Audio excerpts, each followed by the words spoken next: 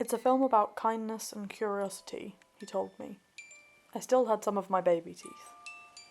We watched it on the projector in the living room past my bedtime. There were naked people in it, and the subtitles moved a little too fast, but Amélie was the first film for adults I remember watching with my dad.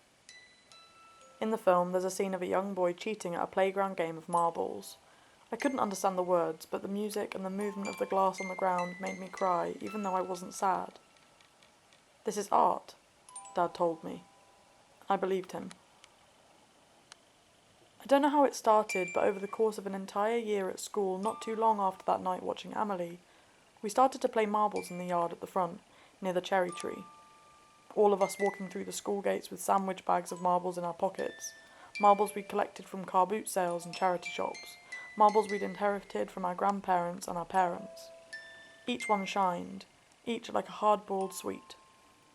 I rarely won, but when I did, I'd impatiently wait to show the new acquisition to Dad, and we'd marvel at them between our fingers in the sunlight of the garden. To win a marble from your opponent, you have to hit it with your own marble by rolling it gently across the tarmac. I was loose-armed and overexcited, often losing mine in the hedgerows and grassland of the verge. On Saturdays at the beach, Dad would hand me sea glass and we'd wish for them to be round. How perfect they'd be for a game if only they could roll. And on Sunday evenings, Dad would let me sit at the family computer with him, as it wheezed and whirred, clicking slowly on the mouse through the then rudimentary version of eBay, to look at marbles that were, for a reason I couldn't understand, no longer wanted. As we did this, Dad would play the Amélie CD by Jan Tiersen on the hi-fi, and because it was so loud, the tin of music boxes and the metal flicking against the spinning wheels would ring through the building, and ring through my ribcage. After a losing streak that ebbed me into angst and an empty sandwich bag, we decided to buy a marble collection from an old man in the east coast of England. We waited for it to come. I didn't understand how the internet worked, but trusted it because Dad did, until a couple of days later, when the marbles arrived. There must be a lot of them in the box, Dad told me as he drove us from school to swimming lessons that afternoon. It's very heavy.